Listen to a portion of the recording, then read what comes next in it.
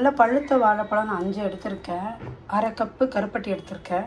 1 cup கோதுமை மாவு, 1/2 cup கொப்பரை தேங்காய் எடுத்திருக்கேன். ஃபஸ்ட்டு இப்போ நம்ம கோதுமை மாவை ஒரு பவுலில் சேர்த்துடலாம். இப்போ அதில் நம்ம எடுத்து வச்சுருக்க 1/2 கப்பு கொப்பரை தேங்காவை சேர்த்துக்கலாம்.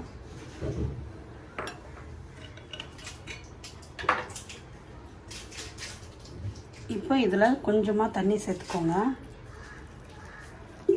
இப்போ கைனால் நம்ம நல்லா பிணைஞ்சிடலாம். கொஞ்சம் கொஞ்சமாக தண்ணி சேர்க்கணும். இதில் கொஞ்சமாக நம்ம உப்பு சேர்த்துக்கலாம்.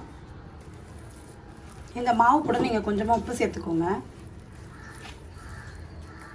இப்போ பாத்திரத்தில் நம்ம கருப்பட்டியை போட்டு அடுப்பத்தை வச்சுக்கலாம். கூடவே கருப்பட்டி கரையிற வரைக்கும் கொஞ்சம் தண்ணி சேர்த்துக்கோங்க. கருப்பட்டியை நல்லா கரைச்சிடலாம்.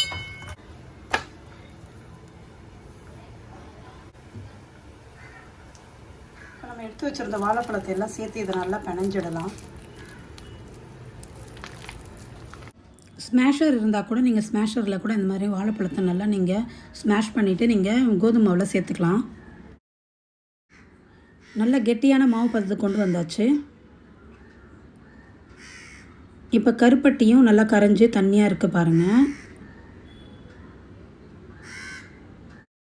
இப்போ கரைச்சி வச்சுருக்க மாவில் நம்ம கருப்பட்டி தண்ணியை சேர்த்துடலாம். ஃபில்ட்ரு பண்ணி சேர்த்துக்கோங்க, ஏன்னா கருப்பட்டியில் மண்ணெல்லாம் இருக்கும். இப்போ இதை நல்லா கரண்டியில் நம்ம கரைச்சிடலாம். பாருங்கள், நல்லா கரைச்சிட்டே இருங்க. நம்மளுக்கு கருப்பட்டி நம்ம அதிகமாக சேர்க்கலை, கொஞ்சம் தான் சேர்த்துருக்கோம். இன்னும் தேவைன்னா நம்ம சேர்க்க போகிறோம். அதனால் இது பார்த்து நீங்கள் கரைச்சிக்கோங்க, ரொம்ப ஊற்றிடாதீங்க.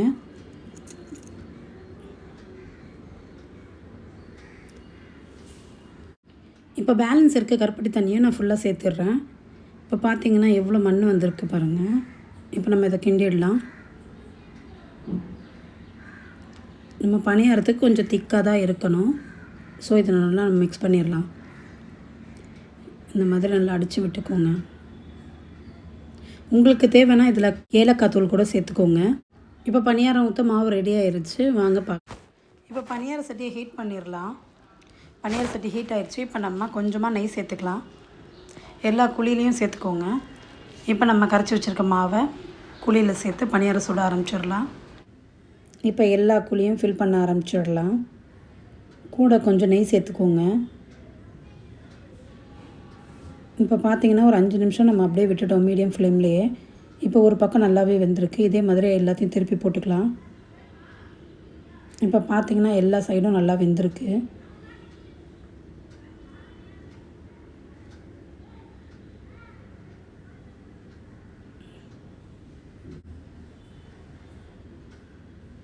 இப்போ இந்த பக்கம் நம்ம வெந்த உடனே நம்ம எடுக்க ஆரம்பிச்சிடலாம்.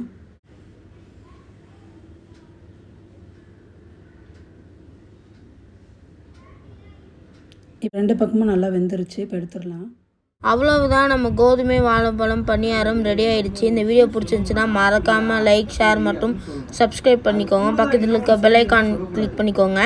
ஸோ அடுத்த வீடியோவில் பார்க்குறேன். பாய்.